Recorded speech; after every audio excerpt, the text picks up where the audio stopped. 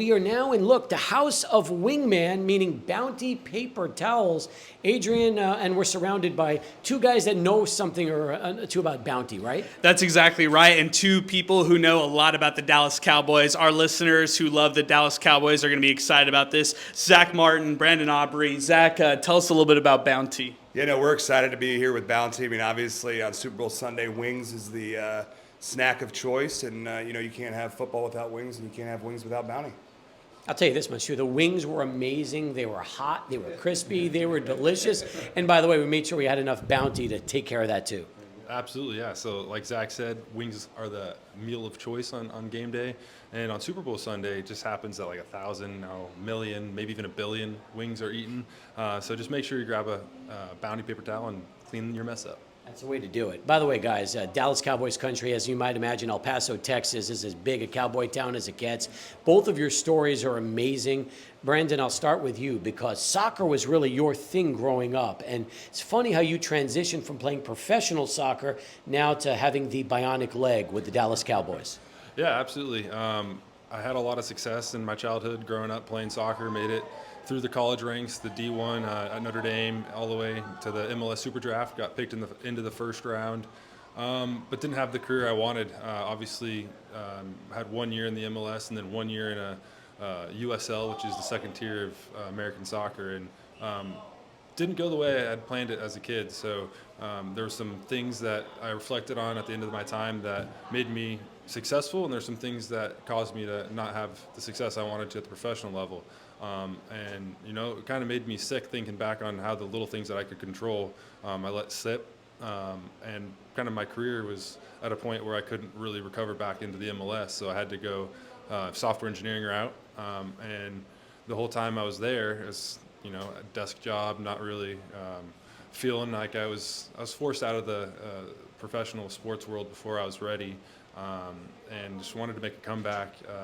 Obviously, there wasn't a whole lot of money to be made at the USL side. I was making significantly more as a software engineer, so couldn't really put that in front of my wife and chase that dream. So she mentioned football. We were watching football one day, and she just says, "I think you could do that," and in reference to a kicker making a field goal. So just spent a lot of time training in the background, made it all the way up till 28 before I ever got my opportunity in the NFL. So just really reflected on those things that made me successful and the things that caused me to burn out of soccer.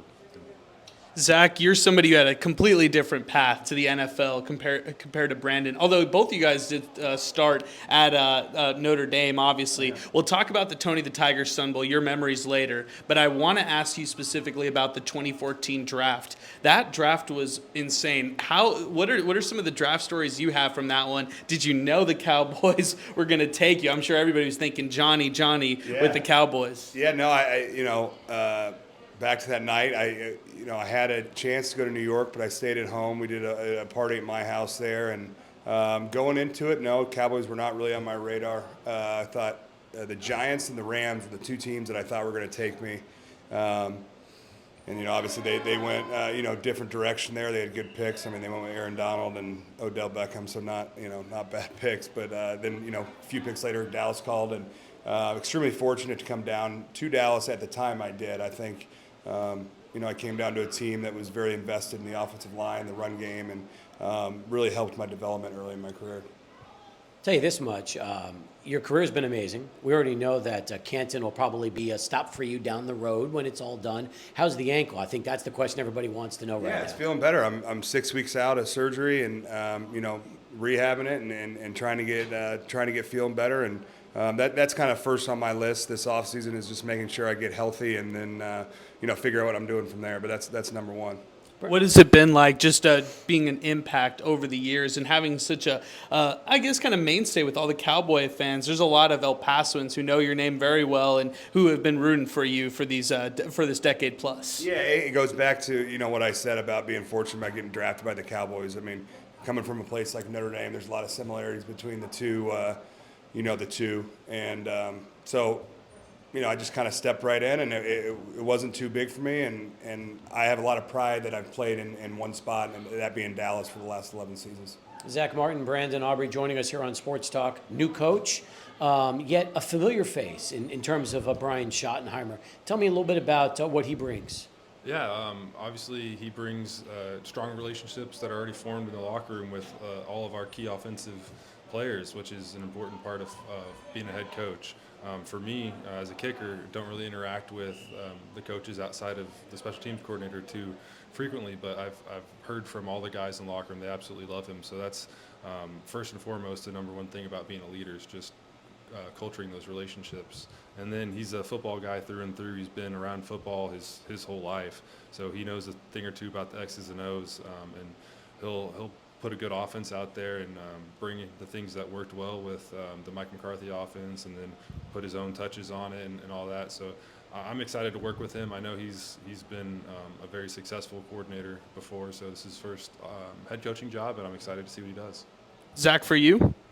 Yeah, I'm excited for Shotty. You know, obviously he's worked firsthand with the offense the last few seasons, and he's hungry, man. He's been a coordinator a long time. He's wanted to be a head coach, and I'm just really happy for him and his family that he gets a chance to do what he started coaching for, is to be a head football coach. And I think he's done an excellent job in the role he's been in since he's been here, and I think he's gonna do a great job moving forward. He's got great relationships with Dak and with the rest of the team, and he's got a lot of energy, and like I said, he's hungry and ready to go. So I'm excited to see how he develops. All right, one question for each of you before we wrap things up. Zach, first off, take us back to that Sun Bowl for you and your memories. Yeah, 2010, El Paso. We played University of Miami. Haven't been to El Paso outside of that, but I don't think it snows very much there, right? No, it Yeah, doesn't. it was snowing that day, though. If you remember, it was snowing that day, and we're used to the snow up there in South Bend. So when we saw Miami rolling out with the hoodies and the coats underneath the pads, we felt pretty good about the game. Brandon, just to close things out with you, just your outlook on this upcoming season. Any message for Cowboy fans who live in El Paso who really root you on? Yeah, just we really appreciate your support. Keep it coming.